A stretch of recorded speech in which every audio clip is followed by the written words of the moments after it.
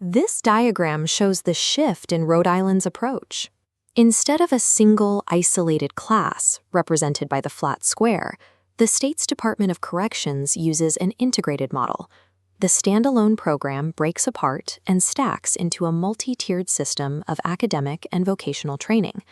A basic certificate holds very little value if it isn't supported by other services. To improve public safety, Rhode Island treats education as the central engine of a broader re-entry ecosystem. The first layer of the strategy focuses on foundational learning. Before advanced training begins, the Department of Corrections assesses the immediate academic needs of every person in the facility.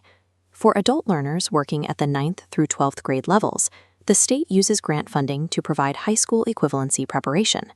Because a high school credential is a minimum requirement for most jobs, this baseline is the necessary starting point for modern employment.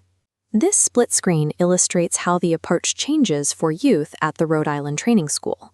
While adult programs often follow a standardized grid of academic subjects, the juvenile model functions as an interconnected web of specialized services.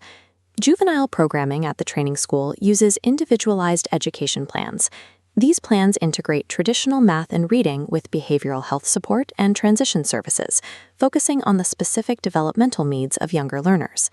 Educational progress is most effective at reducing recidivism when the curriculum is tailored to the specific behavioral and developmental stage of the individual student. The second layer of the model focuses on vocational and workforce alignment. At this stage, the focus shifts from basic literacy to the acquisition of specialized trade skills. Rhode Island maps its facility training directly to local sectors with high labor demand. This includes active certification programs in computer literacy, HVAC, and culinary arts. This chart shows the impact of that training. When an individual earns a recognized credential, such as an OSHA safety card or a ServSafe certification, those badges help reduce employer hesitation. The credentials provide objective proof of skill that a simple resume cannot. As the chart transitions into a demographic map, we see how the state tests new models for specific groups. Rhode Island recently focused on this node, the women's workforce, by launching the Rebuild Her Pathways pilot program. Hosted at the Gloria McDonald Women's Facility, this pilot provided 40 hours of hands-on pre-apprenticeship training.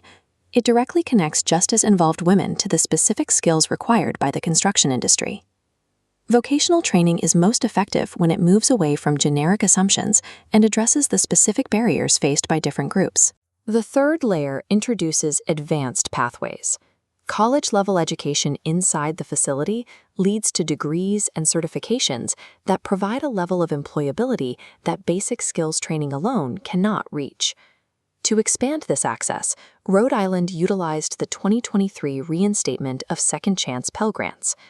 Now, higher education institutions must complete a rigorous approval process with both state and federal agencies to offer accredited programs within state facilities. However, even an advanced degree cannot solve the logistical challenges that arise at the moment of release. This flowchart shows how the system bridges the gap between the facility and the community. Through partnerships like the Reentry Campus Program, the state connects individuals to external resources, legal support, mental health services, and stable housing.